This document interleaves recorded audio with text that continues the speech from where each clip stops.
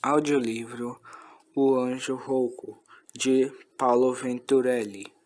Hoje eu tenho 21 anos. A história que vou contar para vocês se passou há muito tempo. Eu tinha uns 9 ou 10 anos. Morava em Brusque, cidade do interior de Santa Catarina. Nossa casa era de madeira escura, porque meu pai nunca teve dinheiro para pintá-la. Meio grande, a casa. Afinal, cada ano nascia outro irmão, e o pai ia aos quartos, encompridando pelos lados a moradia. E sempre se dava um jeito de caber mais um.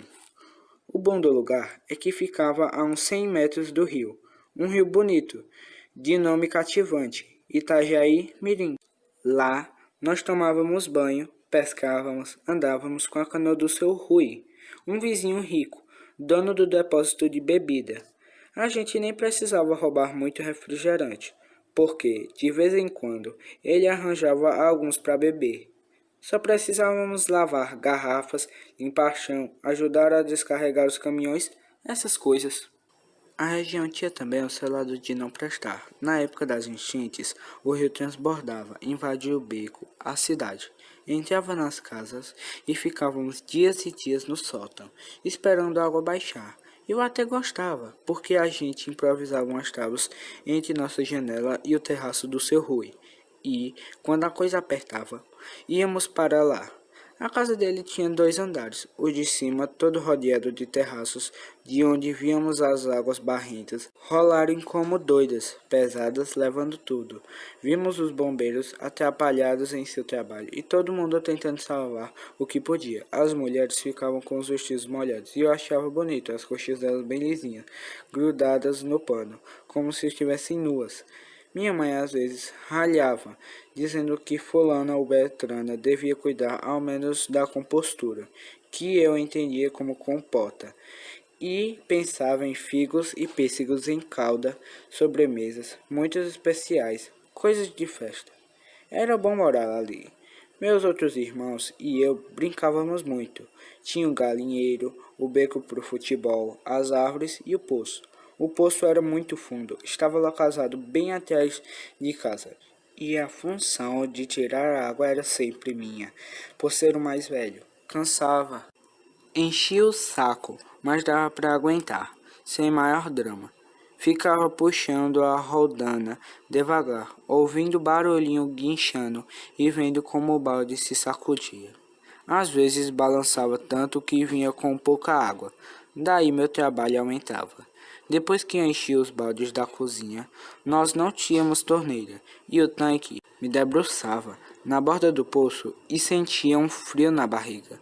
A água lá embaixo é do tamanho de um prato e brilha, sempre em movimento. Todo o poço é muito úmido, suas paredes de tijolo são verdes de limão e entre as gretas nascem pés de avenca, muito bonita. Gostava de ver aquilo. O poço parecia convidar para um mergulho. Tinha uma escadinha de ferro que ia até o fundo, obra do meu pai. Assim, era possível ir até a água e limpar o poço, uma vez por ano.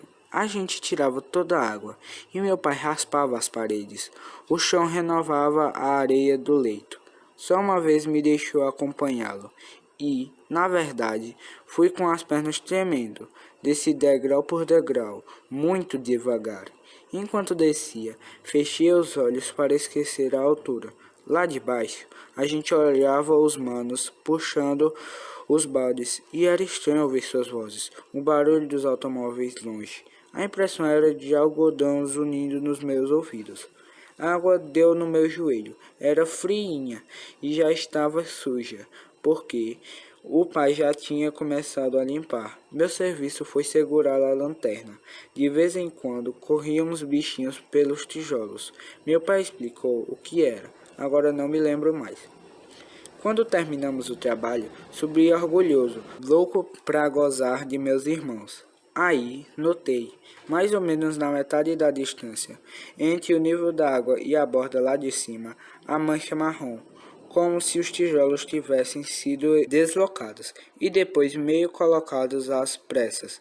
Até nem dera tempo de criar limo neles. Perguntei para o pai o que era aquilo. Ele disse que tentara cavar um túnel a fim de buscar outra fonte que jorrasse no sentido do nosso poço.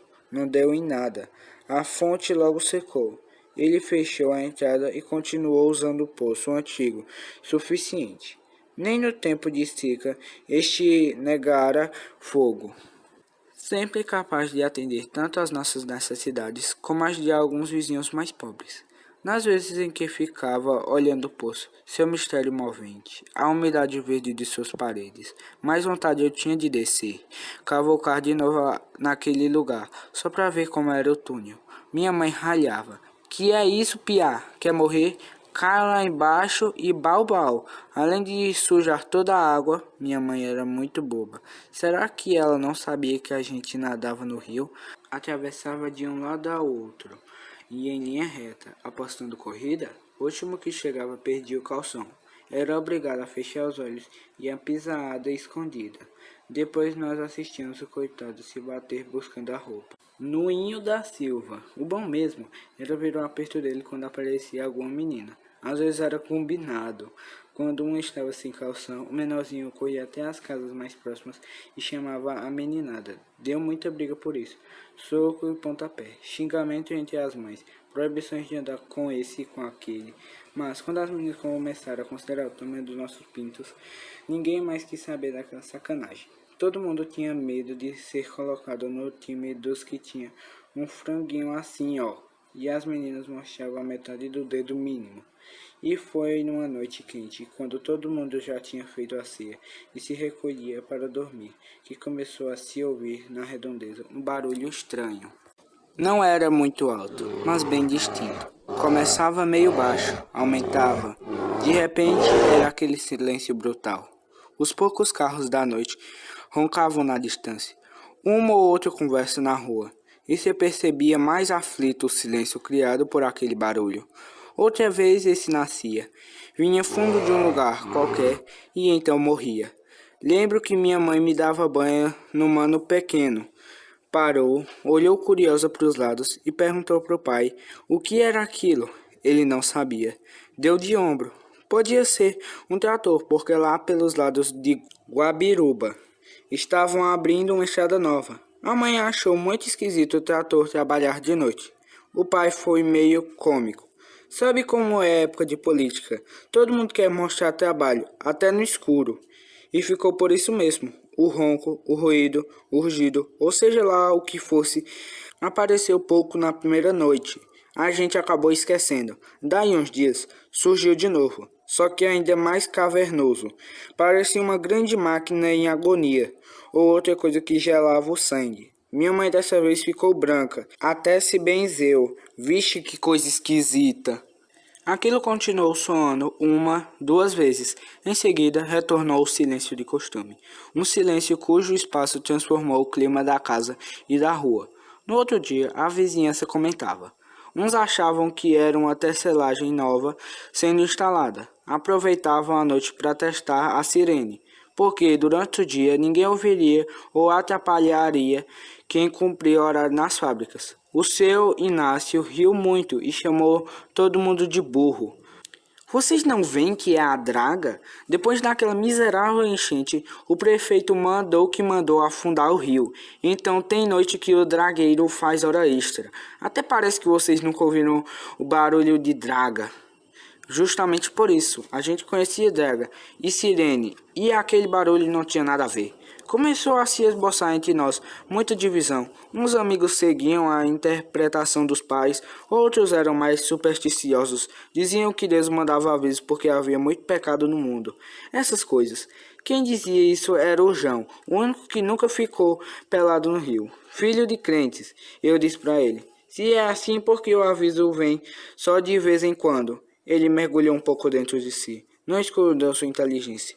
É para dar tempo pro pessoal pensar quando tá na cama. E a minha mãe sempre garantiu que a cama é a verdadeira entrada do inferno, o portal da perdição. De minha parte, eu percebi uma estranheza no ar. Desde a primeira noite, a base do meu estômago ficara gelada. Senti arrepio e tentação, uma tentação danada de descobrir de onde vinha aquilo. Acho que passou mais de uma semana sem nada de novo. No domingo à noite, durante a ceia, o barulho foi invadindo tudo. E agora é diferente. Não vinha manso para depois crescer e parar. Desta vez ele crescia no alto e meio que congelava lá em cima. Era aquela espécie de estrondo agudo ocupando tudo. Por uns 2, 3 segundos, evaporava, deixando o silêncio cheio de felpas de aço. Ao voltar, estendia-se pelo ar do beco, entrava entre nossas cortinas, parecia empurrar-se para debaixo de nossas camas, e ali ganha duro, pontiagudo, por meio de 1 minuto na mesa. Um olhou para a cara do outro e viu pela primeira vez o medo em cada face. Minha mãe, cheia de angústia, ajudou a situação a ficar ainda mais complicada quando falou com o pai. Isso não é acidente, não é trator, não é draga coisa nenhuma. Isso deve ser alma penada. Escuta só que coisa horrível. Parece alguém cheio de dor pedindo socorro. Vai ver que isso é homem.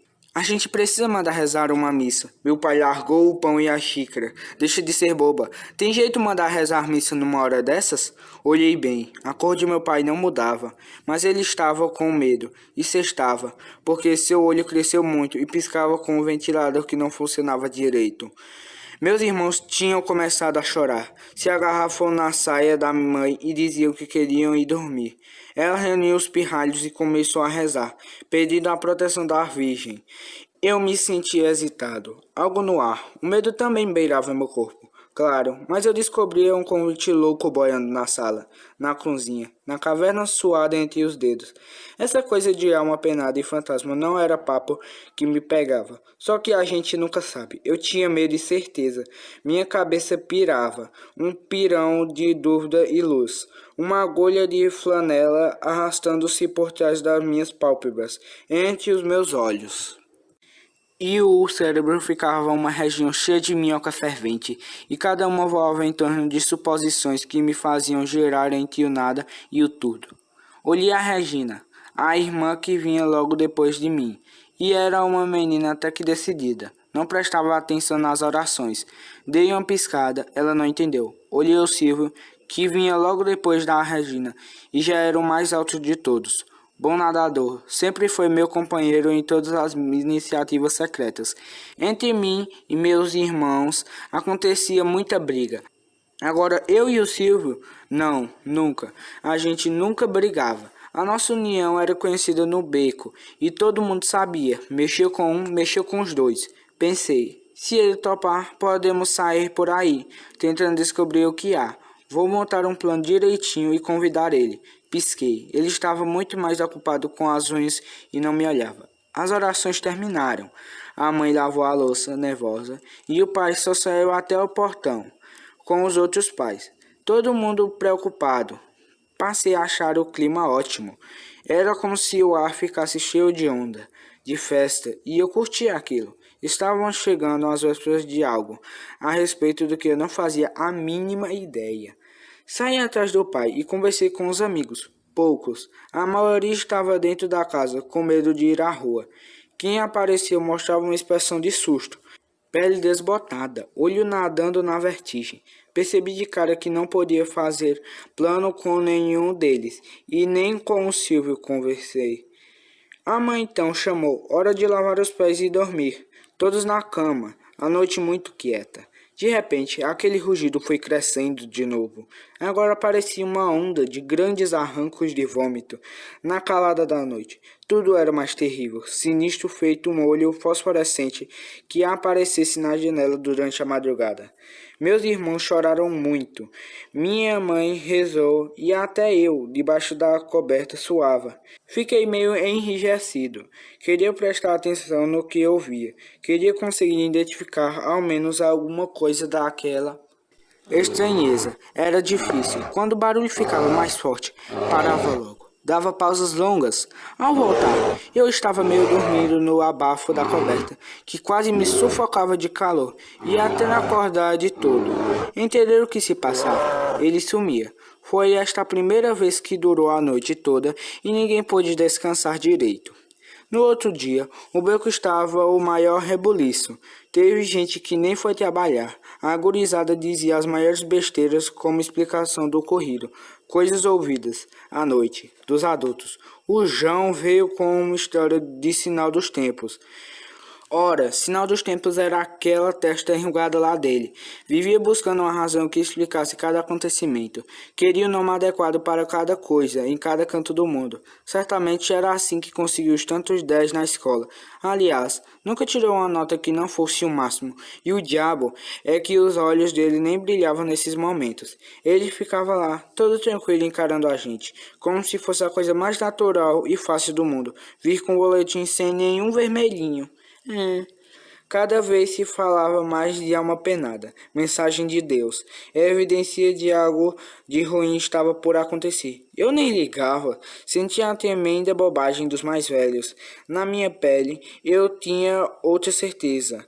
Só queria mesmo encontrar um amigo que topasse minha ideia de planejar um jeito e ir atrás daquilo. Porém, todos eles tinham cabeça igual a de suas mães, e isso me enchia, cabeças balufas, cheias de pirão de nada. No programa do meio-dia, o padre Verde falou sobre o problema do beco. Disse que alguns crentes da rua Pedro e Luiz, o nome que os outros davam ao nosso beco, estavam sendo acossados por fenômenos paranormais. Não entendi muita coisa e, certamente, nem os tais crentes. Acabei fazendo a maior confusão, porque não percebi que crentes, no caso, eram nossos pais. Na minha ideia, crente era só a outra religião, a do João e seus parentes. Ouvia sempre minha mãe criticar aquelas mulheres de cabelos compridos, aqueles homens de terno apertado e amassado que iam no templo com um livro grosso debaixo do braço, e que minha mãe sempre considerava o livro do demônio, porque era a Bíblia errada. A nossa Bíblia, a que ficava aberta em cima da cristaleira, era certa. Isso devia ser porque esta era dourada e tinha um monte de figuras bonitas. A dos crentes era pequena e feinha, amarrotada como o terno dos homens, a capa da cor dos nossos pés quando termina o jogo de futebol. Pois é, ali no beco, fora a família do João, todo o resto era da gente católica. Não entendi de verdade a falação do padre. Ouvi o programa inteiro, porque a mãe obrigou. Quando o padre apareceu à noite, a fim de benzer as casas, fiquei mais ligado na estola roxa que ele tinha pendurada no pescoço, e no modo de jogar água benta sobre tudo. Temi que manchasse meus gibis. Eu não poderia mais trocar por outros no domingo, no Cine Real, antes das incríveis matines que a turma toda assistia, mascando chicletes e fazendo as bolas mais alucinantes que este mundo já viu. Entretanto, ali, acompanhando o padre, eu queria mesmo era que o barulho aparecesse para ver com que cara ele ficaria. E, enquanto eu acompanhava meio de longe, notei que o verdolengo, era assim que meu pai chamava o vigário, não entrou na casa do João, e por mais que eu torcesse, nenhum ruído invadiu a rua, nada aconteceu, nem nas noites seguintes. A paz noturna reapareceu, tudo ficou como sempre foi, e perdeu a graça. Esse clima acabou ajudando a me aproximar do Silvio e combinar o modo de agir. Disse: na próxima vez que o barulho aparecer, nós esperamos a turma dormir e saímos pelos fundos. Levamos a lanterna, o facão do pai e uma corda. Tem uns palpites de que a coisa vem lá do rio. Pode ser até uma baleia encalhada. Li num livro que elas costumam nadar rio adentro e aí encalham. Mas não fale para ninguém, senão Silvio não fez muito caso do que eu dizia. Como estávamos há alguns dias em paz, para ele tudo já era coisa do passado. Não se empolgou com a ideia. Ou era medo? Não sei. De leve, fui rebatendo as poucas dúvidas dele e me convencendo de que tudo ia dar certo. Quando ele falou: e se de verdade for uma penada? Não resisti. Ah, não seja bobo. Isso é papo de velho. Nunca ninguém viu no mundo alma penada, inventado só pra meter medo na gente. As pessoas nem enfrentam as coisas e ficam alugando nossas cabeças com a história oca. Não tô afim de cair nessa. Quero encarar e descobrir tudo. Em todo caso, a gente leva um crucifixo.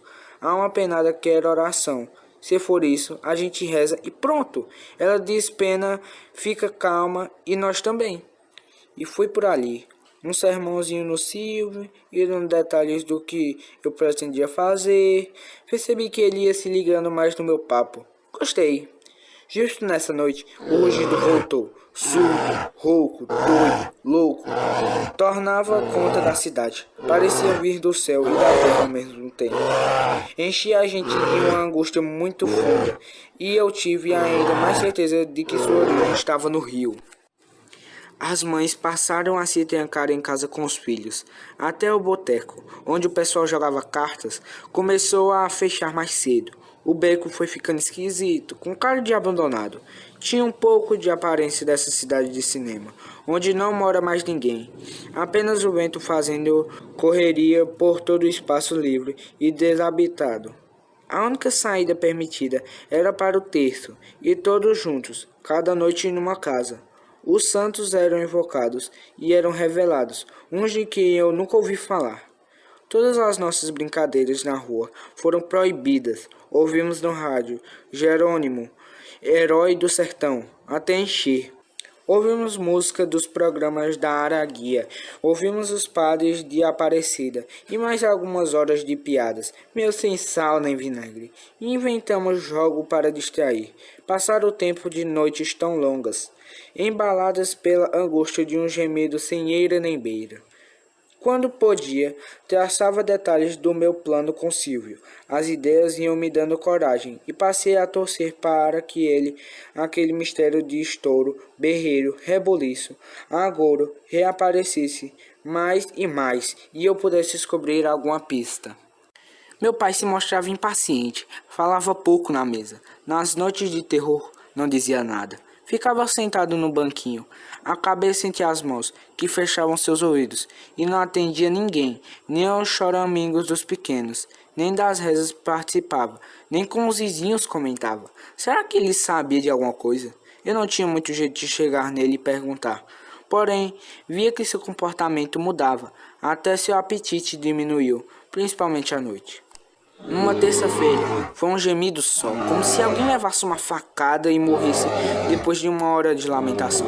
Tremeu o ar, as louças balançaram no armário. Esperamos e esperamos, e nada mais se ouviu. Eu fiquei perto da porta, tentando sentir alguma direção.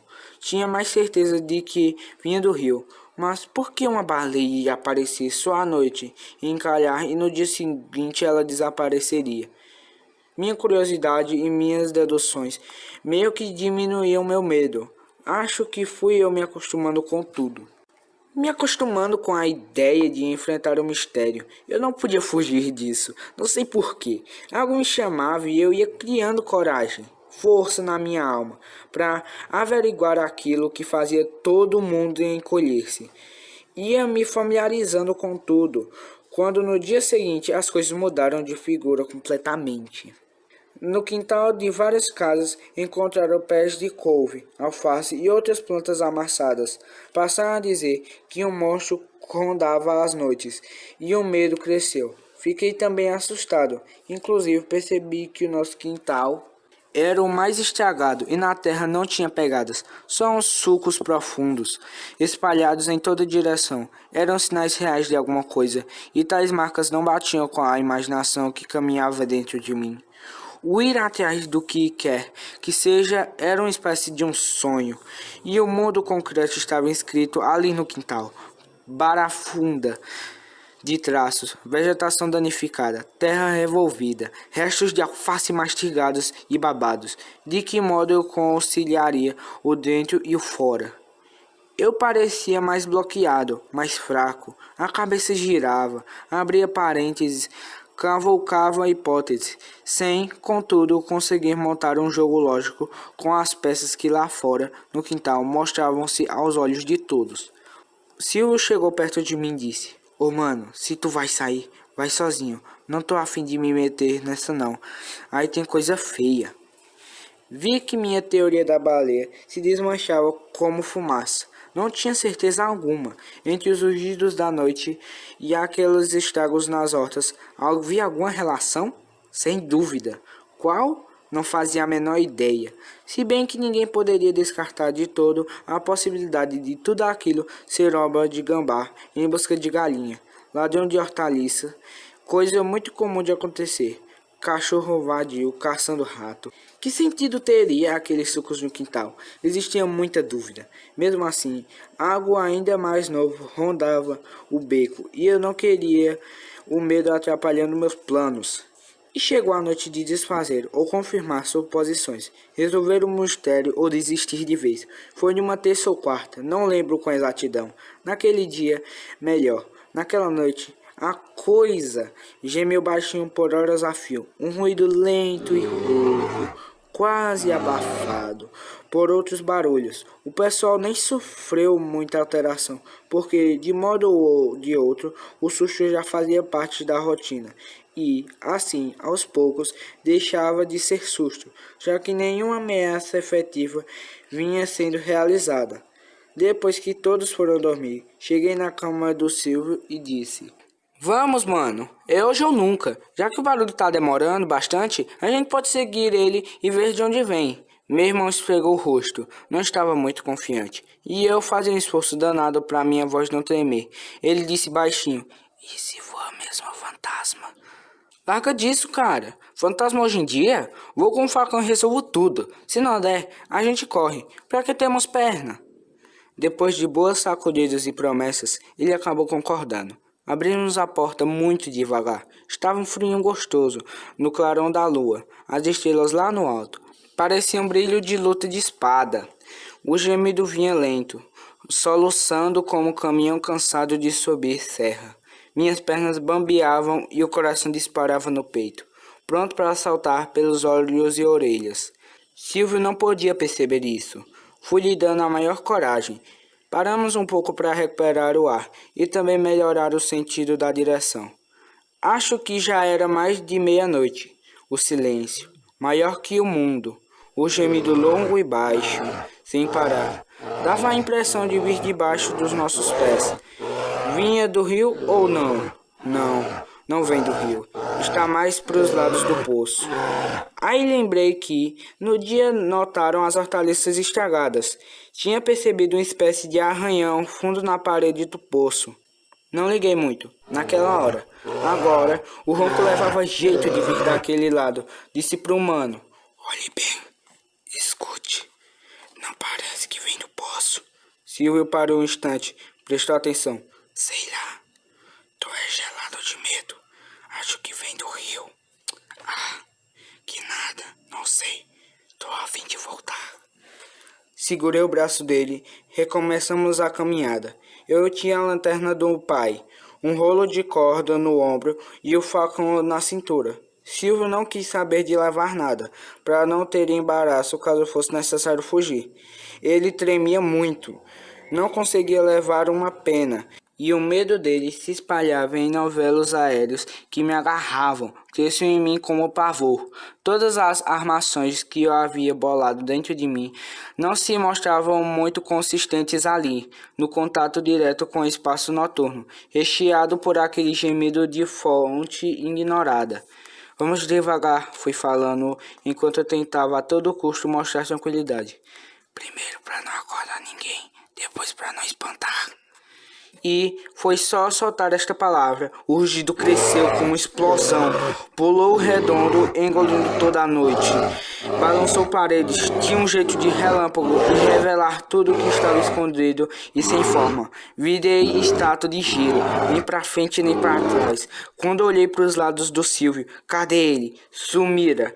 Só ouvi o estalido da porta da cozinha batendo. Ele tinha fugido tão rápido que eu nem notava. E agora? Voltar era o sinal de fraqueza. Não dou o braço a torcer.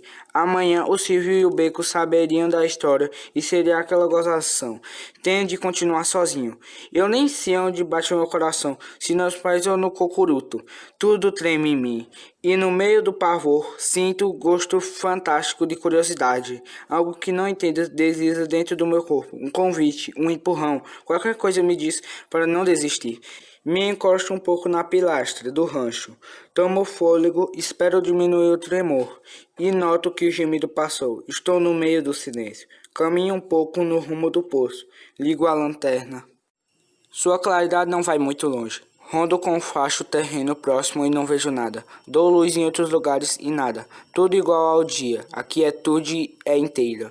Amarra cada coisa. Penso em voltar e chamar o mano. Ele viria? Claro que não. Provoquei a um moleirão. Na próxima briga que ele provocar com o colega da escola, vou deixar ele apanhar até dizer chega. Não vou ajudar nem com um só papo. Quero que quebre o nariz. Vou rir da cara dele, pra ele saber o que é abandonar o irmão na hora do perigo. Rezei um Padre Nosso, meio zoado, e fui andando em direção ao poço. Nem o vento mexe as árvores. Parece que em torno de mim tudo espera por atitude minha. Sinto um besta de um orgulho que aproveito para encobrir o cagaço. Há olhos de todo lado me observando. E se a mãe ou o pai acordar? O que vou dizer naqueles filmes de mocinho quando a diligência vai passar no desfiladeiro e os bandidos estão atrás de pedras, prontos para o assalto e o coração fica na garganta? E é assim que me sinto. Só que agora eu sou bandido, o mocinho, a diligência, o xerife, até o cavalo, tudo ao mesmo tempo.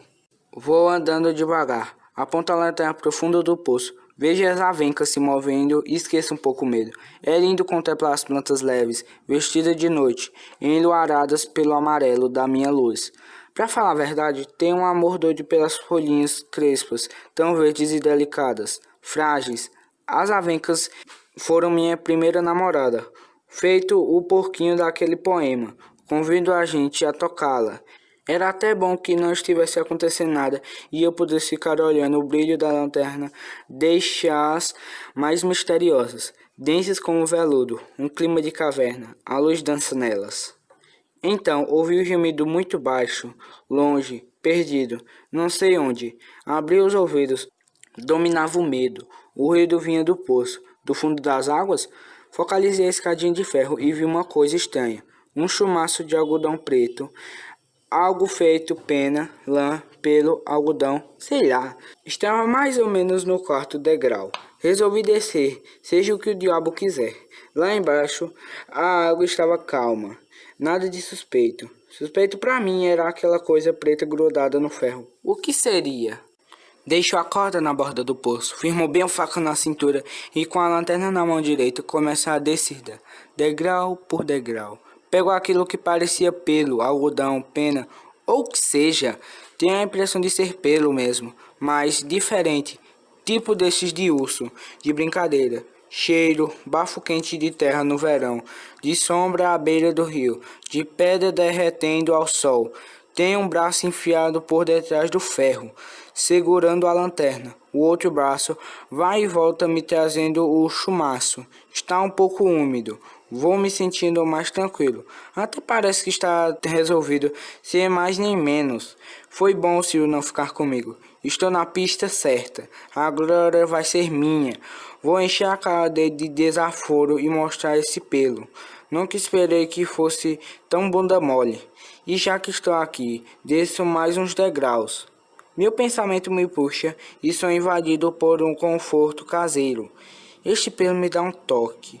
É do jeito de estar em casa numa tarde de chuva, com a mãe assando o bolinho na frigideira e a gente na poltrona, lendo uma baita história de aventura e... Lá se foi o pelo voandinho pro fundo do poço. Desço mais. Estou próximo daquela parte reconstruída na parede do poço, o trecho pelado de avencas. Os tijolos apresentam uma cor diferente do restante e tem um espanto enorme. Tudo está desmontando e vejo um grande buraco como entrada. O túnel que o pai abriu um dia, a lanterna não ilumina direito. Estico um pouco a perna e, me segurando bem, consigo passar da escada para o buraco. Aí sinto medo voltar. Derrubei um pouco de barro que ressoa lá embaixo, na água. Um temor sacode meus ossos. Faço uns 30.000 sinais da cruz. Tenho que me encher de forças. Não posso pifar agora. Ou vai ou racha. Aqui tem alguma coisa e eu vou descobrir. Seja o que for, no mínimo posso morrer de susto. Daí é só me enterrar. Desistir é que não vou. Nunca. Sinto loucura assanhada dentro de cada veia. Nos meus cotovelos, o medo vai se aninhando como asa que me impulsiona mais à frente. Na entrada do túnel eu fico parado. Percebo que o chão é meio pantanoso. O pé afunda na terra mole. Preciso arcar bastante o corpo para caminhar. Os primeiros passos são difíceis e minha tremedeira não ajuda em nada. Encontro mais daqueles chumaços escuros e também uma folha de alface amassada, envelhecida. Uns tocos de pau e muito resto de tijolo. O facho de luz na minha frente dança tanto que eu vi 51 formas nebulosas ao mesmo tempo. Nunca tinha entrado numa caverna e, enquanto avanço, menos curvado precisava ficar. Muito caco por todo lado, lata enferrujada, caixas esfarrapadas, coisas que não tinha tempo de identificar, e o braço de uma boneca da Regina, que a gente quase morreu de tanto procurar para fazer ela parar de chorar ao ver sua filhota estragada. O chão aos poucos mais firme e nenhum barulho. Pelo menos eu não podia ouvir nada. Meus ouvidos deviam estar dopados com o medo e a novidade. Quando estava praticamente de pé, num solo mais ou menos arenoso, por onde corria um filete de água, a luz da lanterna caiu sobre a coisa mais estranha da minha vida. O túnel terminava logo ali, e encostado na parede estava ele, o monstro. Sim, um monstro. Não podia ser diferente. Um bicho horrível. Desses que andam em muitas histórias. Mas parecia um urso e não de brinquedo. O gelo bateu na minha veia e eu conseguia até levantar voo, que não perceberia mais nada. A lanterna se apagou e foi difícil acertar o botão para fazer voltar a funcionar. Do jeito que ele estava, o bicho, eu não podia ver bem seu rosto, deitado, um tanto apoiado no fundo da caverna, a cabeça recostada na terra e parecia dormir, porque não teve qualquer reação à luz. No meio do meu terror, uma profunda tranquilidade foi armando o acampamento em meu coração, e senti relaxado. Aqueles banhos de cachoeira, deitar na grama, tomar sol até ficar meio mole, de coca fundida num milhão de cores. Lá estava o urso, encolhido no túnel do meu pai. Era como se a vida inteira eu o tivesse conhecido, e eu o tivesse contemplado, e eu o tivesse admirado entre o susto e o fascínio, entre a vontade de fugir de me aproximar completamente. Algumas respostas desenhavam-se na minha mente, para que um circo de outras tantas perguntas chamasse entre meus olhos e minhas mãos. Aquilo que eu via ali a alguns metros correspondia ao que eu lia na escola, ouvia pelo mundo, ou imaginava na cama, sei lá. Contudo, de alguma forma era possível experimentar a sensação de que éramos velhos, conhecidos, e há séculos um inspirava o outro. Há séculos o encontro fora marcado e começava agora a acontecer. O medo evaporava. Lembrei da ladainha de minha mãe e dos nomes estranhos de santos, e foram justamente esses que invoquei: São Paulo, Miqui, Santo Antão do Jerônimo, Santo Atanásio das Conquistas Ignotas, São Esclarecedor de Enigmas, e um time de nomes que minha cabeça vomitava no modo saltitante de conter a erupção da surpresa. Eu precisava enfrentar a fera, e não sabia se estava calmo ou não. Focalizei bem a luz, movimentei para todos os lados o jato luminoso. Queria ver se o monstro reagia, e nada. Tossi, bati com o facão no barro, e nada. Ele realmente dormia. Ou estava morto? Bom, já cheguei até aqui. Dei mais alguns passos. Facão de prontidão. Foi quando ele virou a cabeça. Não dormia coisa nenhuma. Estava de tocar e me olhou, e vi que seus olhos eram profundamente azuis ou alaranjados, e demonstravam uma grande dor. A aparência de um monstro ficava meio sem graça diante daqueles olhos. Ele, uma mistura de urso com cachorro, me olhava. Foi um choque. Se eu tinha sentido uma certa calma antes, quando achei que conhecia este bicho de algum lugar, neste exato instante perdi todo e qualquer medo. Vi que aquela coisa sofria. Seus olhos diziam isso para quem quisesse ver. Não me atacou, não ficou na defesa. Parecia me esperar. Continuou a mexer muito, lentamente, a minha cabeça em direção. Seus olhos brilhavam, pesados, cheios de lágrimas, oleosos, igual aos do velhinho que dorme na rua e a gente encontra quando vai para a aula. Fui sentindo um calor de felicidade ao ver aquele animal. Subiu em mim a vontade de me beijar por ter sido corajoso e chegar aonde estava. Tudo ia ficando claro, o enigma se desfazia. Movimentei meu braço a fim de saber qual seria a reação do urso cachorro, coisa feia, linda e monstruosa. Ele apenas se ajeitou mais e ficou com o olhão preso em mim. Ao se virar um pouco para se acomodar, viram uma enorme chaga no seu ombro. Estava em carne viva, sangrava, tinha muita mosca e terra em cima. Ameacei me aproximar e percebi que ele ficou temeroso, pois se encolheu todo.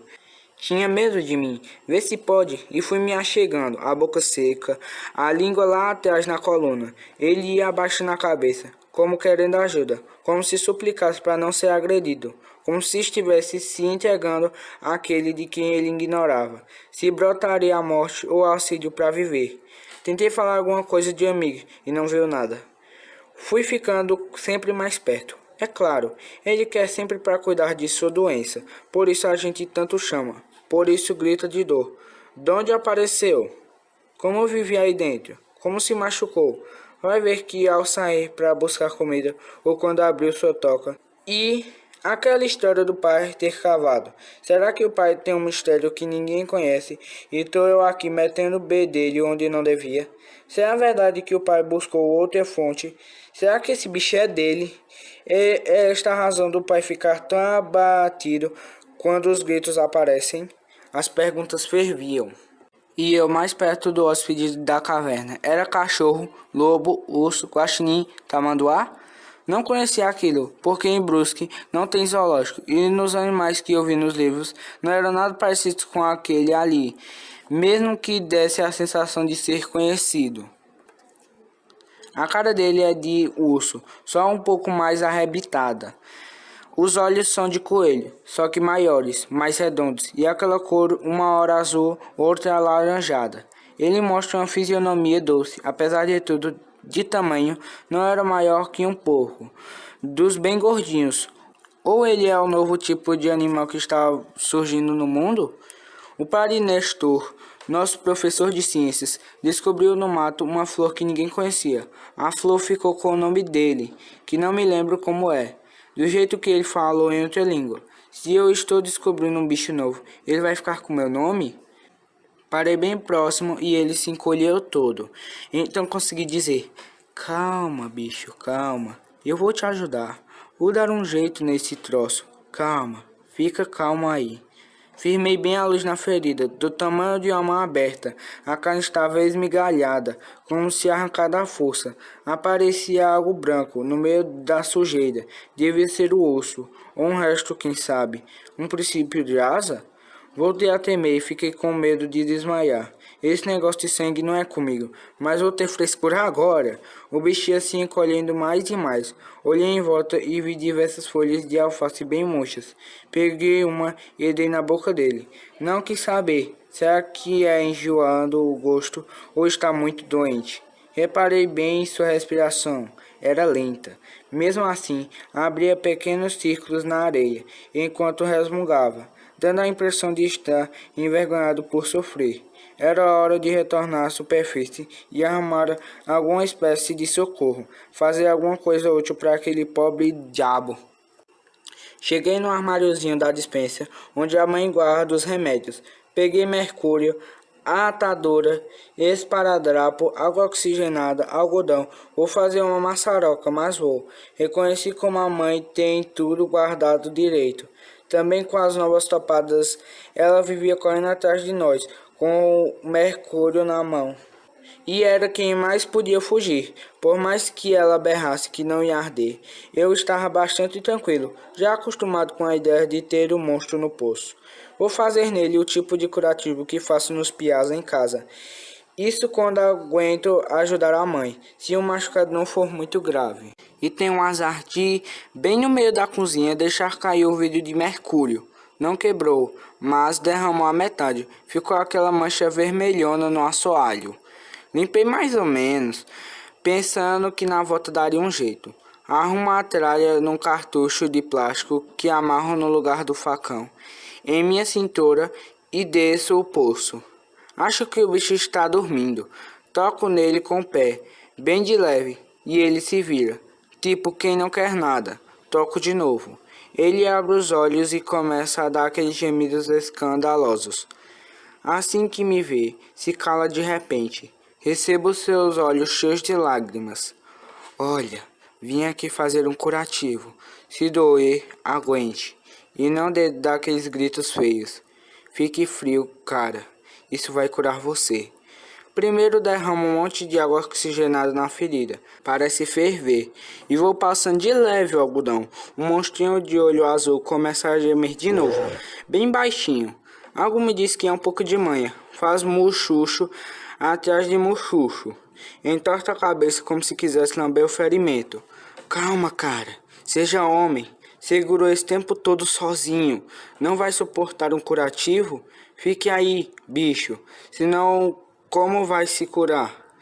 Fico meio enjoado. Ao passar o algodão, vi uma gosma amarelada e uns pedaços de coisa preta. Sei lá o que é. Me afasto um pouco, olho de longe e vou limpando de qualquer jeito.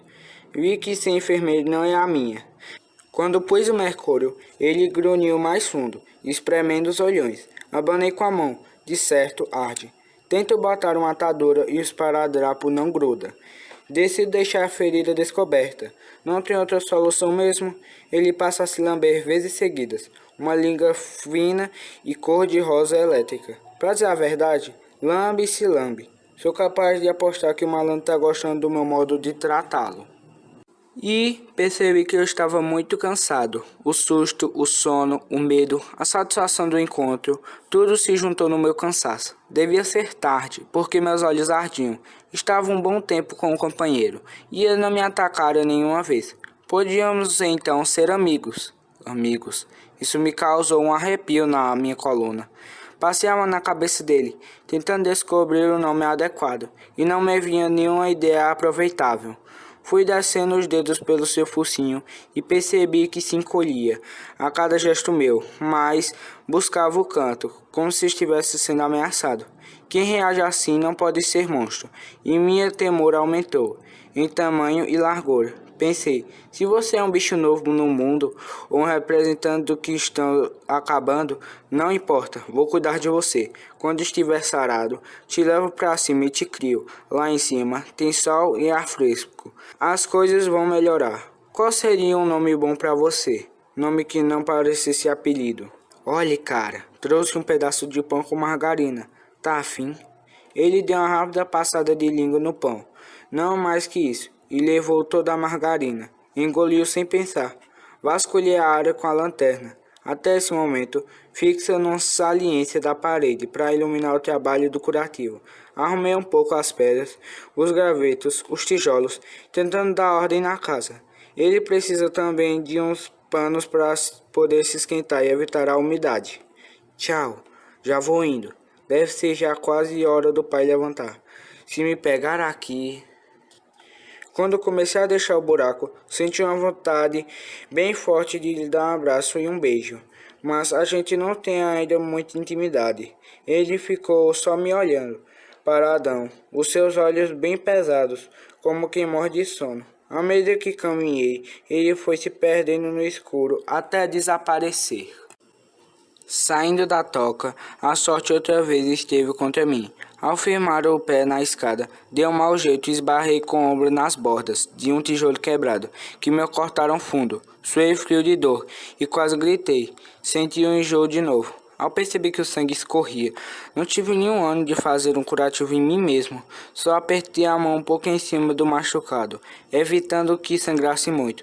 Na cozinha, busquei o pano de chão e comecei a limpar o assoalho com uma mão, enquanto a outra pressionava o corte que não doía mais, nem mais sangrava. E ao me deitar, eu estava feliz. Sabia que o beco se livrava dos urros. De agora em diante, eu ia tratar do machucado do meu amigo e ele logo estaria bom. Meu amigo. Eu tinha um amigo novo, alguém de quem cuidar pra valer. E um baita segredo que não contaria nunca a ninguém. Quando ele estiver bem saradinho, eu vou mostrá-lo ao mundo. Meu ombro deu uma pontada. O jeito é fazer um curativo em mim mesmo. O diabo vai se explicar isso pra mãe amanhã. E o tanto de coisa que usei. De certo, ele está dormindo. É bom se estivesse uma coberta bem quentinha. Eu tenho que fazer um curativo no meu ombro. Parou de sangrar. e de gemer. É bom. Não tem mais grito na noite. E, se ele ficar bem agasalhado, não pega resfriado. Parou de sangrar. Nas avencas a luz. A luz de veludo se mexe devagar. A luz boia no espaço. Aquela água e a toca e os canos de tijolo. O meu corte fala de pelo crescido no braço da boneca da maninha. E lá na canoa do seu Rui, um urso passeia entre as ondas do rio. E o João não fica nunca pelado porque a mãe. O meu corte já tá criando crosta. É bom demais. Nas ondas do poço, o rio entra na caverna pra afogar a venca que a gente que geme tão alto. Como a boneca que entra na garrafa e o cerro tampa com a rolha bem velha. Um pano roxo escorre pela parede e cobre os gibis. Neles uns cavalos voam pelo deserto vazio e sua casa desmonta entre as rochas dos desfiladeiros, onde um cacto de leite pinga no olho azul da manhã. O despertador tá vomitando seu grito e o pai levanta. Hora de ir pra fábrica, se eu machuquei meu ombro na toca, no tijolo. E eu não vou nem contar pra nenhum dos meus amigos, o Mercúrio, Cromo, a mãe. A primeira coisa que eu vi foi a mãe perguntar o que tinha acontecido, o que era aquela mancha no chão. Aí vi que minha limpeza estava igual à minha cara. Vou me danar por essa. E ainda por cima, não deu outra, foi só me ver. A mãe botou o olho no meu ombro todo vermelho, um corte meio fundo, sangue coagulado. Sou tão besta que esqueci de vestir uma camiseta para disfarçar. Antes dela jogar mais perguntas, fui logo explicando. De noite, quando fui fazer xixi, bati na escada e cortei o ombro. Ela me olhou de lado. Não gostou muito da minha história. Insisti. Verdade, acho que estava meio dormindo ou assustado. Dei com o ombro na quina da escada do sótão e cortei. Quando fui fazer um curativo, derramei um pouco de mercúrio no chão.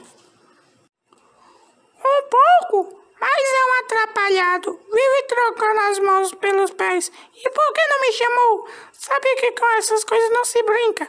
Pode inflamar a virar coisa pior, menino. Deixa eu ver o que você andou inventando. Não deve se meter com o que não entende. Olhou bem. Me levou mais para perto da janela. Pegou algodão e álcool e passou. Ardeu e eu aguentei. Senão os meus irmãos iriam cair na maior vaia.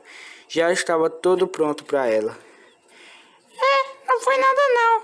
Mas não facilita com essas coisas. Pode virar uma doença ruim. Agora você teve sorte. Da outra vez não se sabe. Pode virar uma doença ruim. É? Quer dizer que tem doença boa? Ela levantou a mão para um tapa, tentando disfarçar a vontade de rir, enquanto alertava. Deixa de ser bobo, piá. Quero ver o dia que precisar de médico, injeção ou coisa pior. Naquele dia não pude falar direito. Na escola fiquei de olho na rua o tempo todo. A professora até perguntou o que eu tinha. Digo que estou com dor de cabeça. Me manda tomar um comprimido. Dou uma volta, o que ajuda a refrescar. Que vontade de largar tudo, descer o poço, ver como está meu amigo. E se ele inventar de sair durante o dia, ou gritar muito forte e descobrir em seu esconderijo?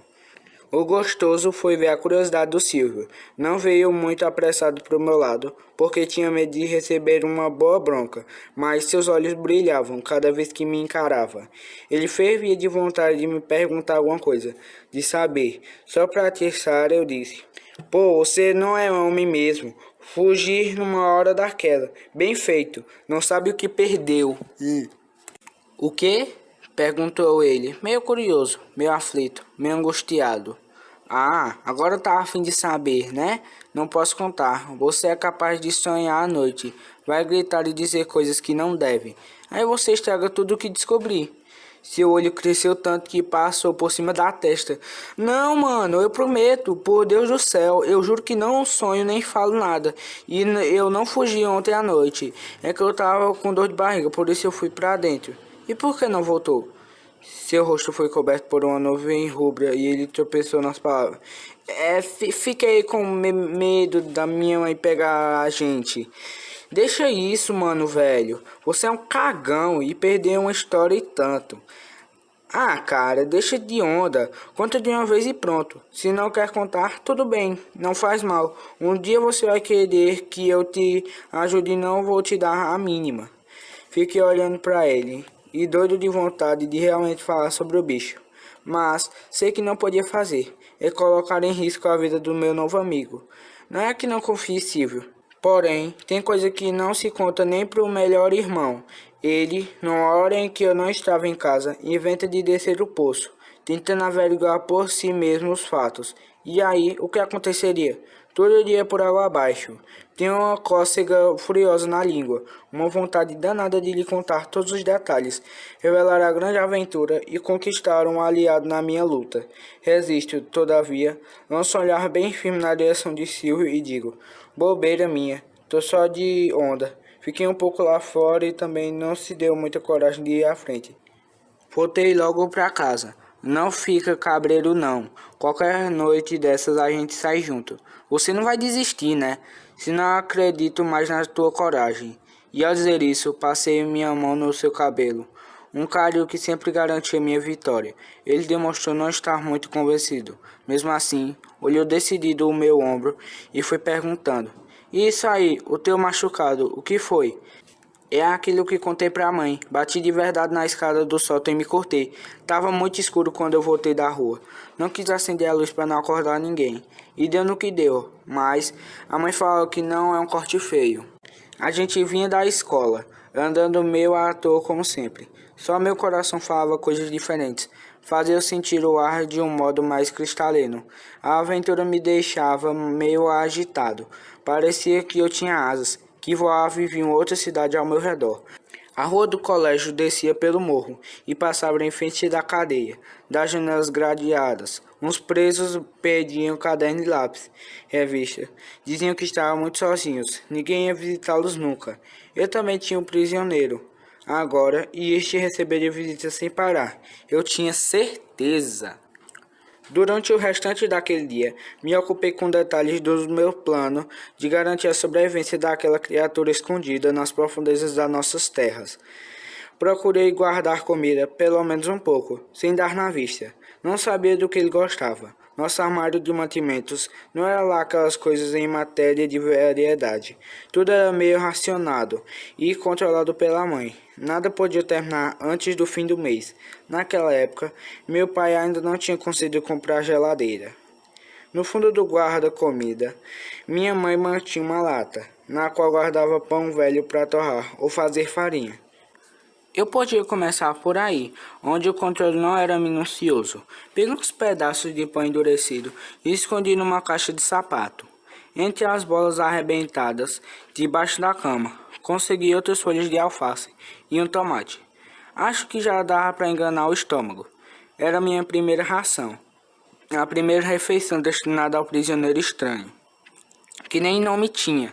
Pensei, e toda sugestão que me vinha perdia a graça quando eu lembrava daqueles bonitos olhos azuis, que não combinavam com nome algum.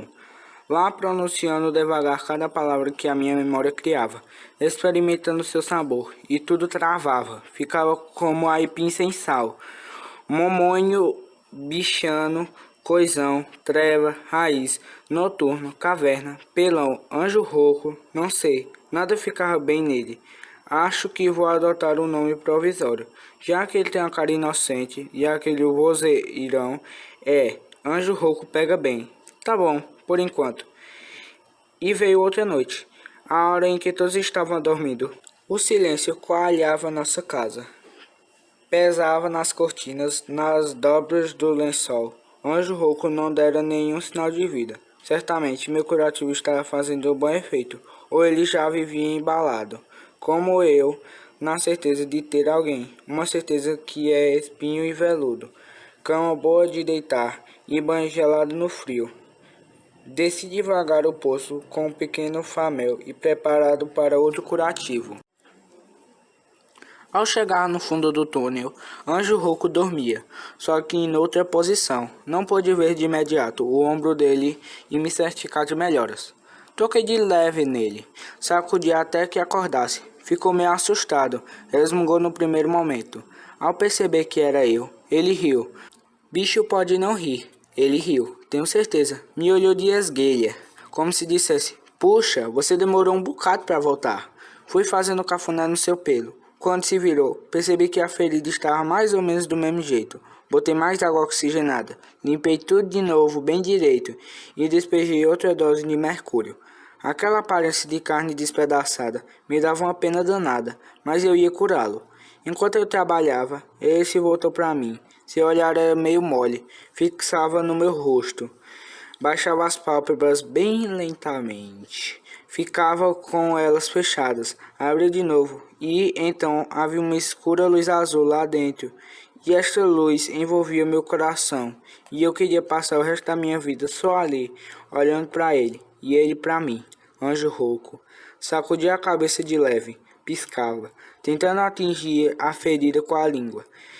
Eu levantava o dedo e dizia: nada disso, não é bom lamber ferimento, dá doença. Ele então fazia uns resmungos que eram mais parecidos com o arulhar dos pombos ou aquele cacarejo das galinhas, quando elas caçam. Não sei o que no meio da areia. Chegou a hora do lanche. Ele roeu o pão meio sem jeito, atirando farelo para todo lado. Parece que não gostou muito. A alface e o tomate ele comeu tudo num bocado. Lembrei da água e precisei subir. Peguei uma panela de alça e, com a corda, fui colhendo água do poço e dando pro anjo rouco. Eu não podia usar o balde, porque só o ranchido do cordame ia acordar meio beco. Ele bebeu bem e de vez em quando metia o focinho na água, depois se sacudia, só para me molhar. Seu movimento violento espargia a água numa velocidade incrível. Jetos picadinhos e brilhantes corriam em milhões de direções e me inundavam. E ele resfolegava de felicidade e de moleque, muito satisfeito por me ver encharcado. Grunhia qualquer coisa como John, e eu sabia que ele estava me perguntando se era bom. Era meu amigo e queria brincar. Teve um momento em que parou e me olhou de novo. Um olhar longo, dormente. Fiz um carinho mais caprichado na testa dele. Tão caprichado que ele fechou os olhos e recostou a cabeça na parede da caverna. Ficou ainda mais paradão. Parecia dizer, que gostoso.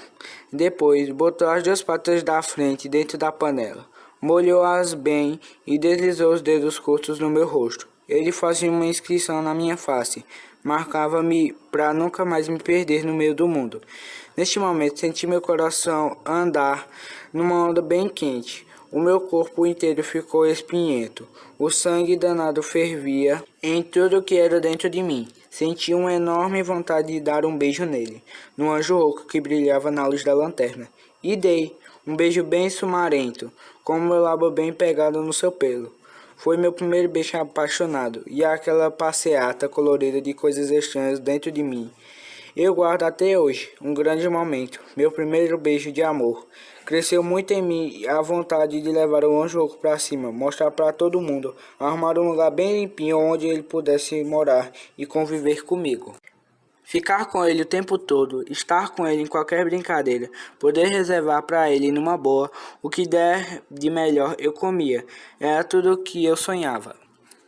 Naquela noite e nas noites seguintes, não se ouviu mais nenhum gemido. Meu anjo ia se ajeitando, a ferida fechava e a comida estava garantida. Ele não tinha que dar sinais de sofrimento. Depois de eu voltar do poço, comecei a ficar um tempo vigiando, com medo de que de repente ele botasse a boca no mundo e tudo desandasse. Quantas vezes perdi o sono com pena dele, lá embaixo, numa vida terrivelmente sozinho. E tomei outra decisão, forrar bem toda a toca depois de uma limpeza geral. E fiz isso. Varri em outras noites com capricho o chão, dando fim a pelo e cocô em tonelada. Imagine se isso um dia caísse na água. Estaríamos fritos. Além da contaminação, correríamos o risco de ser descobertos. É muito trabalho e tenho que ter cada vez mais e mais cuidado. Pensar por dois. Anjo rouco fica na dele. Muxoxo atrás de muxoxo. E não tá nem aí com os perigos. É preciso botar muita atenção em tudo. Qualquer vacilada minha pode ser desastrosa. Um dia, a mãe amanheceu esbravejando por causa da falta da panela.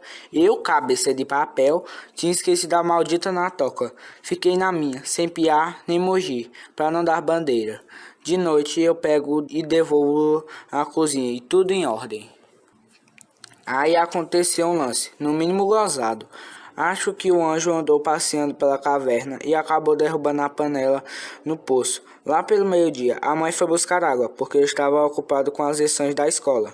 Deu com a bendita boiando em círculos lentos no fundo do poço, enquanto soltava chispas enviesadas com a luz oblíqua que vinha de clima. Que foi o desgraçado que me fez isso? Onde já se viu? Jogar minha panela na água. Lidou e não conseguiu que ela vivesse dentro do balde. Ofereci ajuda, enfrentei o bico da mãe, seus olhos fuzilando, mas consegui capturar a dita cuja em pouco tempo. E o pior, vieram dentro uns pelos pretos, lustrosos, chumaços igual aquele que encontrei no começo. Ela chamou todo mundo para ver aquilo. Iniciaram um papo de que havia um animal morto no poço.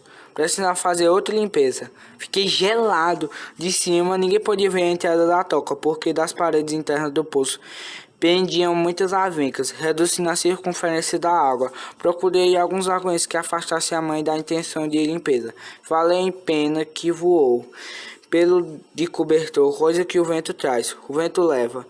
Ela não se convenceu e ficou com a pulga atrás da orelha. E eu tenho uma conversa com o pai para resolver. Minha cabeça estava volta em cima de voltas. Tinha de encontrar um meio de fazer esse pessoal desistir da faxina fora de hora. Como o pai andava muito atarefado com suas obrigações no sindicato e quase não parava em casa, talvez ele me permitisse trabalhar no seu lugar.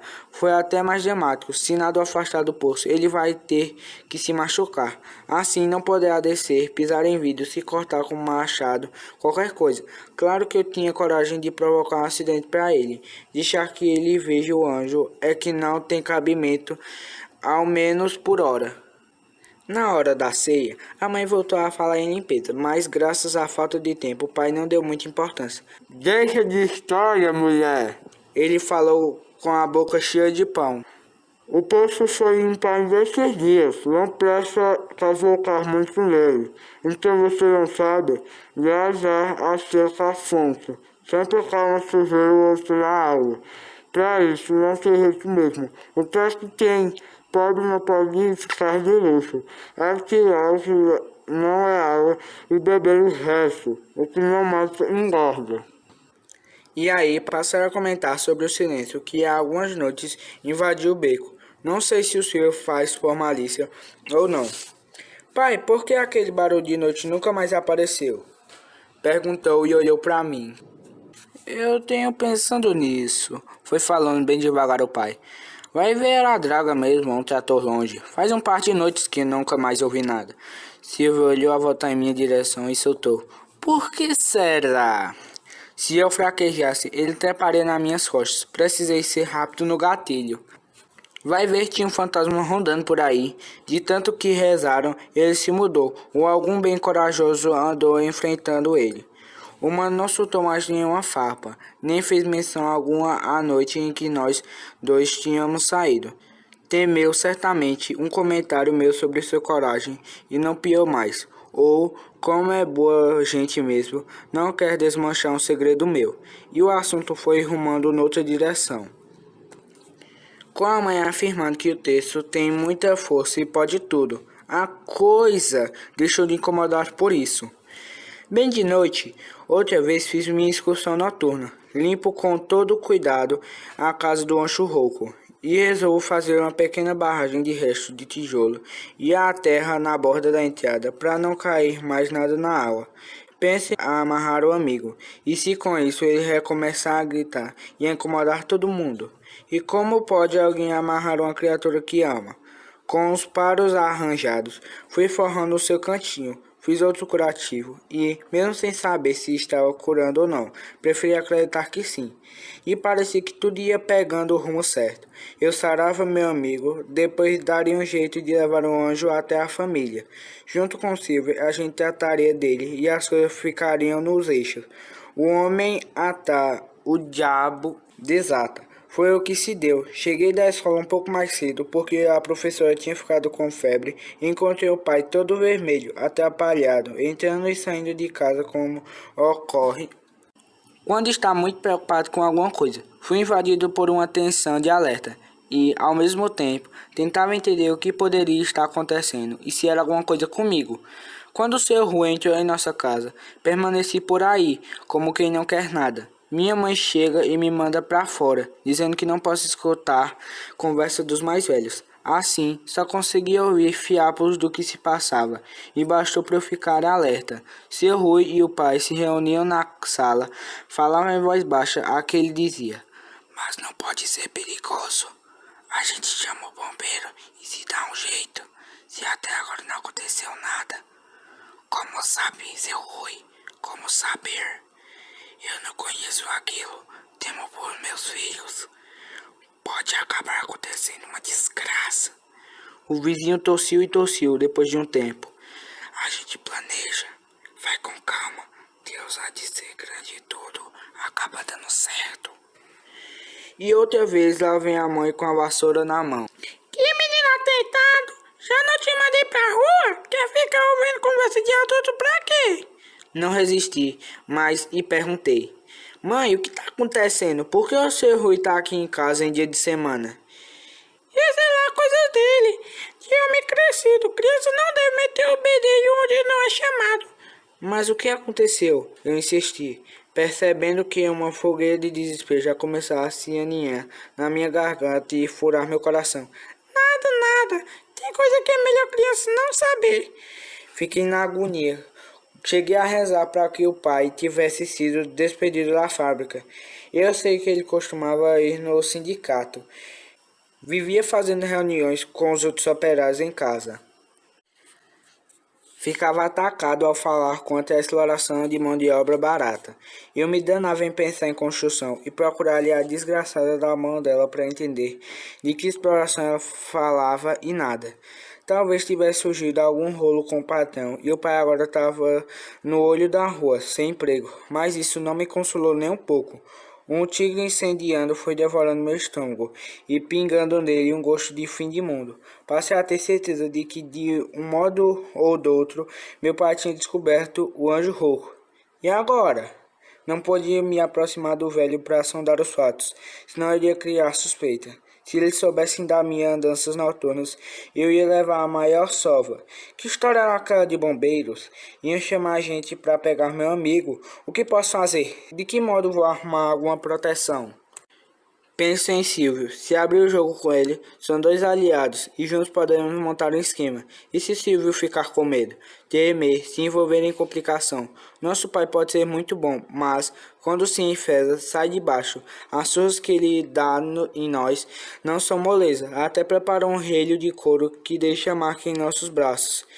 E sendo eu mais velho, sempre leva a pior. Se eu envolver o humano nessa história e algo der errado, será o meu fim. Quem pode me ajudar? Me sinto no mato sem cachorro.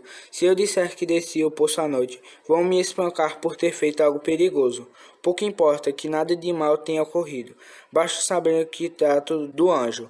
Vão achar que me exponho diante de uma fera, que ele é um animal perigoso e por aí.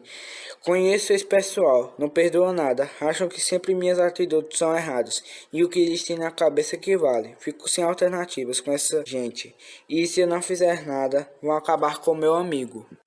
Que sinuca! Que situação de afogamento! Se ao menos eu pudesse tirar o anjo de lá, levar para um outro canto, onde e de que modo eu ia conseguir sair do poço com ele? Mesmo que a gente fosse separado, não tenho a mínima ideia de onde poderia esconder a criatura. Mas se eu não agir rápido, algo irá acontecer, porque o outro lado já está se organizando para o ataque. Tento com êxito escutar mais um pouco do papo do seu Rui com o pai. Falo em agir à noite, quando as crianças estiverem na cama e a maioria do beco dormindo para não assustar ninguém. Falo em armar com silenciador ou veneno. Dizem que é preciso tomar cuidado para não contaminar nada, não deixar a casa perder o valor. E eu vou com esses pensamentos, abrindo meu horror. Não há mais dúvida, tá na cara que descobriram tudo. Planejam dar um fim em Anjo Rouco, só vivem a aparência dele. Só sabem ver nele o bicho estranho, por isso perigoso. Daí, decidi exterminar, sem procurar conhecer melhor. E eu, vou ficar na bobeira? Não seria o caso do meu pai ter criado o anjo e agora estar arrependido? A questão a ocupar os dois na sala é a respeito do habitante lá de baixo. Isso não duvido mais. Então tenho que tomar alguma atitude. E posso confirmar meus restos de suspeita. Deixaram de tirar água no poço. Os de casa e os vizinhos, certamente o pai preveniu o pessoal. Será que ele desceu no poço? Viu lá embaixo o meu companheiro? Mas por quê? De que jeito ele pegou o fio da meada? Durante o jantar, veio a bomba maior. Meu pai começou dizendo que a prefeitura iria instalar água encanada em todas as casas. Por isso, não vamos precisar mais usar o poço, que será cimentado. Correu uma eletricidade gelada no meu sangue, que isso a sugerir. Mas enquanto a água encanada não vem, a voz pifou, a boca seca. Só depois de algum tempo consegui dizer: Mas pai, para que fechar o poço? Tem aquelas avecas tão bonitas e um dia a gente pode precisar de água. Deixa disso, rapaz. Folhagem a gente tem de monte e água, se um dia faltar, a gente colhe por aí. Só que a prefeitura não falha nessas coisas. A água encanada é progresso e facilita a vida de todo mundo. Adeus carregação de balde. De noite desci com o coração em pedaços. Vasculhei a área e não descobri nenhum sinal de que o pai andara por aí, mas isso não exclui a ideia de ele ter descido pela escadinha, ter encontrado a caverna e com a lanterna ter descoberto o anjo rouco. E o anjo rouco estava lá, seus olhinhos azuis brilhando, a ferida quase curada. Me senti ao seu lado e comecei a dizer no ouvido dele: As coisas estão ficando feias, meu anjo. Acho que te descobriram e penso que você é um monstro. Tô tentando bolar um meio de não fecharem o poço, mas como? Sou tão besta, não tenho nenhuma ideia genial. E como chegar no pai e dizer que não devem acabar com você? Vão saber que andei com segredos, fugindo de noite, me arriscando no poço. Vai ser escambau, a mãe dizendo que um bom filho não pode ter segredos com os pais. Vou levar 1000 pessoas para servir de exemplo pros manos. Estamos numa pior. Esta história de água encanada é papo, não ouvi ninguém falar nisso. E também não posso trazer o Silvio aqui para te conhecer e ajudar a gente. Já pensou se descendo ele cai no poço e morre? Tá amarrado de todo lado. Se o pai fosse mais de conversa, eu podia chegar nele e dar umas dicas. Falar com você é manso e meu amigo. Mas eu nunca bati papo com meu pai, sabia? A gente só faz as coisas rápidas do dia a dia. E além do medo, morro de vergonha dele. Não sei bem o que é isso, mas como vou falar que gosto de você, que você é importante para mim, que não quero te perder? Aposto que ele vai dizer que é mariquice, frescura, isso é coisa de homem? Ele vai me tacar na cara. A mãe nem pensar, tá cheio de ideias esquisitas na cabeça e não vai entender nada. Vai é sair dando berros, porque tô criando um monstro que ameaçava as crianças. E agora, anjo, o que vou fazer? E eu nem te dei um nome ainda, é pra valer. Este de anjo é só um faz de conta, meio torto. Nem sei bem quem você é. Nem pude ver nos livros de escola se tem algum outro bicho parecido contigo. Também, pra quê, né? Que me importa se tem ou não outro igual. Tô afim de ficar contigo. Não tô afim de livro agora. Você fica aí parado com este olhão azul. E nem tem noção do que tá quase acontecendo. Puxa, agora que você ia se curando, como posso te tirar daqui? Se ao menos eu soubesse se você é ou sou outra coisa, podia falar com o padre, com alguém do jornal. Não, o padre é muito besta. Se ele te conhecer, vai dizer que é coisa do demônio. Sei muito bem como ele vê o diabo em tudo e que é canto. No jornal não conheço ninguém e não posso te denunciar. Mostrar que venho aqui ficar contigo há mais tempo e que cuido de você ia ser um desastre em casa. Amanhã fazer guerra só porque afanei pão, verduras e pano pra você. Puxa, tô tão agoniado, você não imagina. Tenho certeza que tão com medo. O pai deve ter te visto. Falou com o seu Rui e agora vão fechar o poço. Porque acham que você vai atacar alguém. E se eu provar que você é manso? Que há muito tempo vem aqui e você nunca fez nada. Não vão acreditar. Vão dizer que é outra das minhas histórias. Das minhas inverossímiles de avoado. Nunca acreditaram em mim pra nada. E quando eu nem perceber, terão dado um jeito em você. Quase de modo mecânico, eu fui ajeitando meu braço em torno do pescoço dele. Quando vi, estava abraçado, acariciando seu pelo. Ele ronronava no meu ouvido, fechava e abria os olhos de modo bem esperto e começou a me lamber. Peguei e dei outro beijo nele, mais demorado, e aquele atropelo de coisa boa correu de novo dentro de mim. Então fui enchendo o bichano de beijos e me controlar para não chorar. Eu não podia perder Anjo Rouco. Tá na cara que eu tenho o maior amor do mundo por ele. E quem aqui neste mundo gosta de perder um amor? Andei batendo um papo com o Silvio sobre Anjo Rouco, só que inventei que li tudo no livro. O mano não se ligou muito, achou a coisa careta e falou que isso de bicho Antônio e de uma raça desconhecida é maluquice. Tentei argumentar que era a história verdadeira de um jornalista de São Paulo e nada. Ele achou que é bobagem de livro. Na verdade, só sondei o terreno para saber a sua reação e ver se ia poder contar com seu apoio. Caso bolasse um plano de salvar o Anjo Rouco, e serviu apenas para constatar que o Silvio estava muito preocupado com o campeonato de futebol da rua do que com qualquer outra coisa. Ainda mais agora que a promessa de ele fazer parte da seleção do colégio para o torneio do municipal de estudantes. Fiquei chateado por não poder convencer o mano.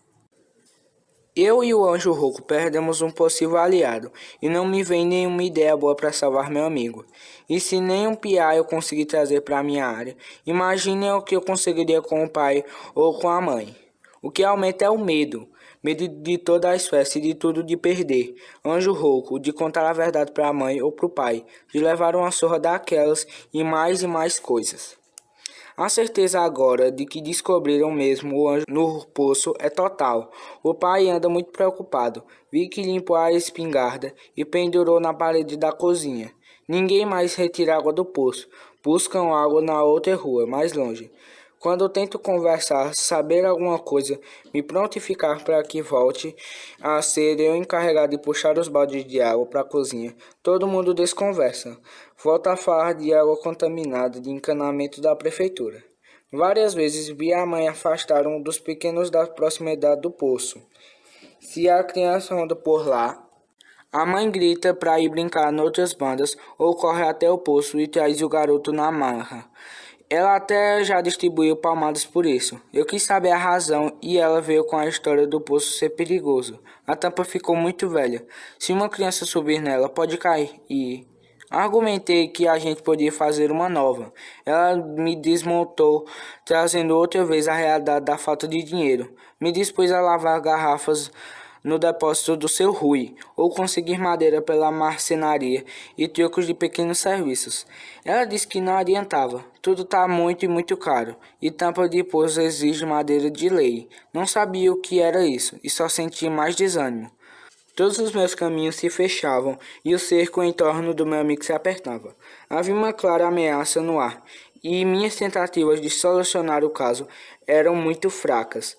Eu me irritava comigo mesmo, e isso me emperrava minha mente. Comecei a visitar o anjo ainda mais tarde da noite. Esperava pelos roncos do pai, da mãe, dos meninos. Cuidava muito de cada detalhe para evitar ruídos e pistas. Numa dessas noites, procurei fazer o anjo subir a escada, assim dar um jeito de sumir com ele. Nem que eu fosse junto. Nada. O desgraçado sentia cócegas, ganha fininho, se encolhia todo e, em lugar de subir, voltava para a toca. Ficava correndo ao meu redor, me lambia. Depois se colocava em pé nas patas traseiras e meio que batia palmas, com a língua de fora, querendo dizer: "Aí, seu bobão, você não me pega com seus dum-dum-dum." Eu só tinha que rir. Quando tentava empurrar de novo seu corpo, ele fazia todo de molão, escorregava e era um custo avançar 1 centímetro. Ele não tinha a mínima ideia do risco que corria e dos meus esforços para livrar do pior. Estava engordando e crescendo. Por trás das orelhas, o pelo estava ficando arrepiado, como acontece ficar o meu. Depois que vou no barbeiro e não há pente no mundo capaz de baixar o topete que fica justo na curva da cabeça, onde nasce um redemoinho parecido com uma cebola. Ele queria era aproveitar minha presença para fazer festa. Não se mostrava nem um pouco a fim de realizar esforço físico para subir escada. Agora que tinha tudo, Também evitei forçar demais para não ser chato. Se ele quer me curtir, então vamos lá.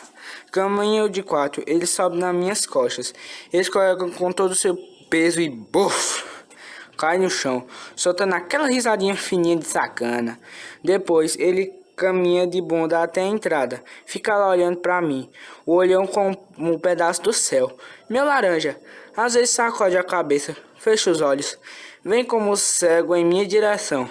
Pega a lanterna e apaga. No escuro, grunhe grosso, bem grosso, tentando me assustar. É um bobalhão. Depois de tanta arruaça, ele cansa e dorme, fora dos panos. Nem se despede de mim. Fico um tempo com ele, olhando, sem beijar. Passo a luz de todo jeito no seu pelo lustroso, buscando uma ideia que clareie a situação. Nenhuma saída. Quando meus olhos pesam, subo para o meu quarto e durmo. Geralmente a noite já está transparente e o cheiro dele fica aninhado nas minhas narinas, como um sol preparando longamente o nascer, que nunca acontece de todo. E a ideia de salvação não vem. E a situação piora. Meu pai e seu Rui voltaram a falar pelos cantos. Outra vez tocaram na necessidade de chamar os bombeiros, de usar espingarda, veneno, armadilha, escondido na cortina da porta do meu quarto. Eu fazia força para tentar escutar o mais que podia e, ao mesmo tempo, não queria ouvir mais coisa alguma. Eu suava. Eu sabia que já tinha conhecimento de tudo e um plano para o fim. E eu ficava ali, tontão, com medo de defender as claras do meu amigo. E chegou o dia fatal. Veio uma carroça com areia, tijolos, cimento. O pai ajudou a descarregar e me pediu uma mãozinha. Eu cavava a minha fossa. Entulhamos tudo no rancho, bem próximo do poço. Quis saber do pai para que era aquilo. Nós vamos fechar o poço, não precisamos mais dele. Um buraco aí sem semente é muito perigoso para as crianças. Mas, pai, a água é tão boa. Todo mundo da vizinhança se serve e diz que ela é uma beleza e a encanada nem chegou ainda. Logo chega. Não se preocupe, e os que serviam, paciência, vão ter de se virar de outro modo. Acabou a festa, a prefeitura vai botar água encanada e tudo se resolve. E cada um na sua casa é muito melhor. Ninguém mais incomoda ninguém. Tentei algumas outras ideias para tirar a atenção daquele assunto. Nem eu acreditava no que falava. Minha voz ia saindo sem o lado de dentro. Voz de papel, sopa sem sal. Não ia começar nenhuma cenoura. Queria que o chão se abrisse e eu fosse tragado e enterrado junto com o meu anjo. Queria virar pau, pedra, pó, porcaria para não perder o anjo para sempre. Pai, e as avencas? Como pode destruir aquilo? Você de novo com essas bobagens. Já te falei que tem uma folhagem mata aí de monte. Mas a avenca não é mato, nem uma folhagem como as outras. Olha como o verde delas é diferente. Tem alguma coisa de noite clara. Não vejo nada demais nela. E, se for o caso, a gente pega e planta no vaso e pronto. Aí ele me olhou como se eu estivesse me vendo pela primeira vez na vida. Encrespou a pele na testa, apertou os olhos que ficaram um risco só, arranhou a garganta e falou com a voz de estilhaço de vidro. E tem uma coisa, preocupação com a planta não fica bem em homem, sabia? Filho meu não pode ficar com esse tipo de frescura. Encarei o chão, não aguentava aquele olhar, aquela ferida que me abria nos cantos da alma. Procurei o equilíbrio, onde ele jamais estaria. Pai, a gente aprendeu na escola que a avenca não fica legal em vaso. Ela precisa de umidade de poço, dá aquela escuridão pela metade. No vaso tem luz direto e isso mata ela. Barbaridade! Como você é teimoso, cabeça dura mesmo, e sempre cheio de história boba. Será que você ainda não entendeu que esse poço é um perigo para os teus irmãos menores? Perigo? Por que perigo? Nesta hora invadiu-me uma esperança desgraçada de boa. O pai poderia entrar no assunto, isso facilitaria as coisas. Com ele dando o pontapé inicial, eu teria mais jeito de explicar que o anjo não representava nenhum perigo para ninguém no mundo. Pelo contrário, ele era a felicidade em forma de criatura estranha, e ter uma forma estranha realmente não importa nada. Porém, nada disso ocorreu. Ele simplesmente virou o rosto para os lados da casa do seu Rui e senti que Um vento ruim passou pelo peito dele, concentrando-se na voz como um resto de morte. Ora, perigo de ficar um buraco aí, sem servir-te agora. Deus me livre se um dia cair um menino lá dentro. Mas, pai, nunca caiu ninguém aí. Não tema, criatura, tem que fechar e pronto. Tá bom, mas por que a gente não espera primeiro a água encanada chegar? Aí, depois a gente acaba com o poço. Olha aqui, fedelho, antes que eu perca a paciência, quem manda aqui sou eu e você é criança demais para entender o que é ou não perigoso nesta casa. Empilhamos os tijolos, fizemos proteção com sarrafos para areia, arrumamos os sacos de cimento e eu pensava naqueles filmes com prisioneiros construindo a forca. O temor nas pernas e nas mãos aumentava, o suor nas costas grudava minha camisa.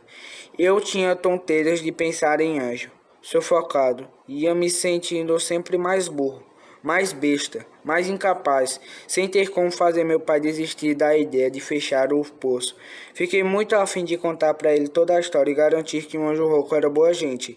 Podia aproveitar até o clima daquela conversa, mesmo que eu tenha recebido umas boas punhaladas. Mas sei que não ia adiantar. Meu pai é um tapadão, passa o dia preso lá na fábrica e não entende muito as coisas da vida. Muitas vezes ouvi a mãe falar isso. E sempre tem entre nós essa parede esquisita, que impede uma conversa solta. Sempre notei isso, mesmo em qualquer outro assunto, até em futebol. Nunca consegui conversar de amigo para amigo com ele. A gente se estranha, fica meio envergonhado. Vem aquela sensação que sinto quando preciso tirar a roupa na frente do médico, na escola ou no caminho, quando tem um pai falando com o filho. Fico na maior admiração. Se por acaso o pai passeia abraçando o piá ou dando um cheiro nele, acho aquilo maravilhoso.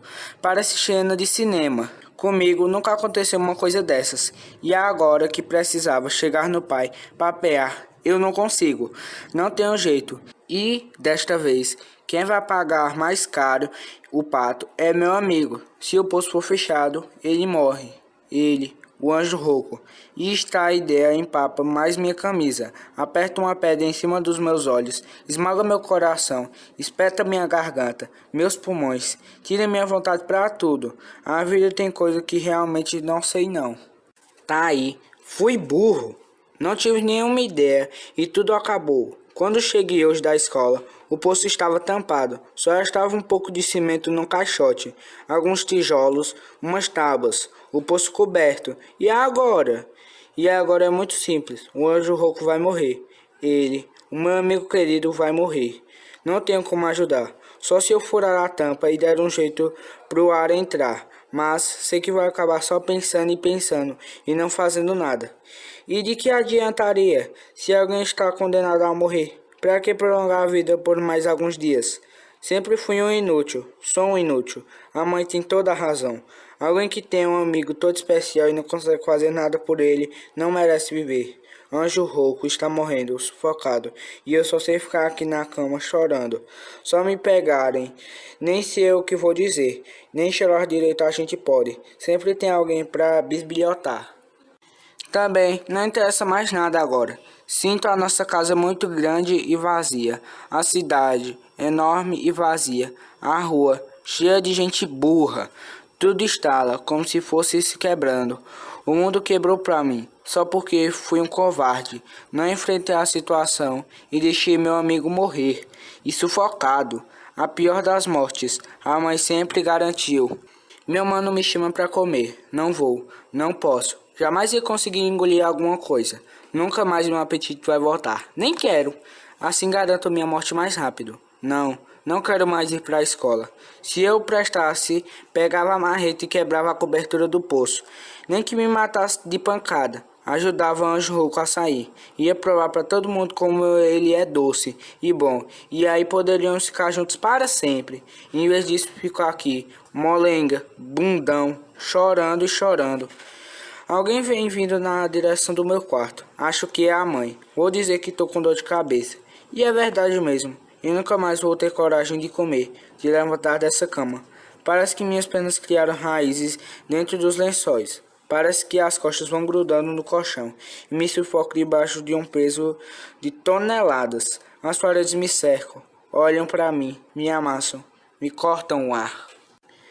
E foi assim, fecharam o poço, certamente assustados com um monstro, entre aspas. Lembro que, naquela noite, os gritos voltaram, longínquos, como se o anjo rouco estivesse perdido num deserto escuro e sem fim, como se ele viajasse, deixando entre as montanhas uma despedida que só eu entendia, gemidos sufocados, subterrâneos. Depois, nunca mais, em casa, pai e mãe se mostravam muito taciturnos. Eu não conseguia comer, nem ia para a escola. Fiquei com febre e eles começaram a se preocupar quando passei a emagrecer. Criei olheiras tão fundas, verdadeiras manchas de tristeza, que trago até hoje comigo. Um amigo meu sempre disse que essas olheiras são duas nebulosas, nas quais estão em formação um mundo novo. Eu sei que não é isso. Elas são a marca visível de um mundo que terminou, assim, sem mais nem menos. Um mundo que não precisaria ter acabado. Não demorou muito e mudamos de casa. Não lembro bem porquê. Acreditavam, certamente, em alguma maldição. E assim fui obrigado a ir esquecendo de tudo. O mais estranho é que, tempos depois, quando passei a ter coragem e a falar do assunto de modo direto, minha mãe sempre negou tudo. Dizia que era imaginação minha, sonho. Até que um dia resolvi mostrar a cicatriz no ombro, como provar da minha aventura no poço e da existência de Anjo Rouco. Ela garantiu que a cicatriz é a consequência de uma queda de bicicleta. Não entendi nunca porque minha mãe tem necessidade de me desmentir. Se falo na tampa do poço, ela fala em água contaminada e outras bobagens. A instalação do encanamento da prefeitura nunca apareceu, eu acho. Agora tenho 21 anos, estou trabalhando em Curitiba e só resolvi contar essa história porque uma tristeza muito funda toma conta de mim. É que recebi um telegrama avisando da morte da minha mãe. Quem o passou foi o Silvio. Então viajei a Brusque e enterramos a velhinha no cemitério de Azambuja. Claro que foi muito chato, úmido. A gente se arrastava como num cinema em câmera lenta. Tudo sombra, sem nome. Mas não quero falar disso agora. Depois do enterro, só por curiosidade, resolvi dar uma passada na casa em que moramos e onde ocorreu toda a minha aventura. A casa está praticamente podre, ninguém mora lá. Procurei o poço e foi meio difícil de achar. Gozado, as coisas nunca são bem como a gente lembra. Na minha memória de menino e de moço, nada combinava com o que via. O poço estava em meio a um capim muito alto, trepadeiras selvagens e resquisitas espalhavam suas garras sobre a placa de cimento, num desenho sufocante e confuso de algo que acabou sem acabar. Chegando mais próximo, meu coração disparou. A tampa está rachada fora a fora, como se alguém tivesse forçado para abrir. Minha mãe, na sua insistência em dizer que tudo não passou de imaginação minha, muitas vezes me deixou na dúvida. Afinal, são tantos anos. Porém, ao olhar no poço envelhecido e ver aquela fenda enorme, tive certeza, Anjo Rouco existiu, sim, e tentou se libertar. Lutou até o fim, ou não. Aquela rachadura seria efeito do tempo? Estou triste porque minha mãe morreu e porque, de certa forma, o Anjo Rouco foi traído 2 vezes.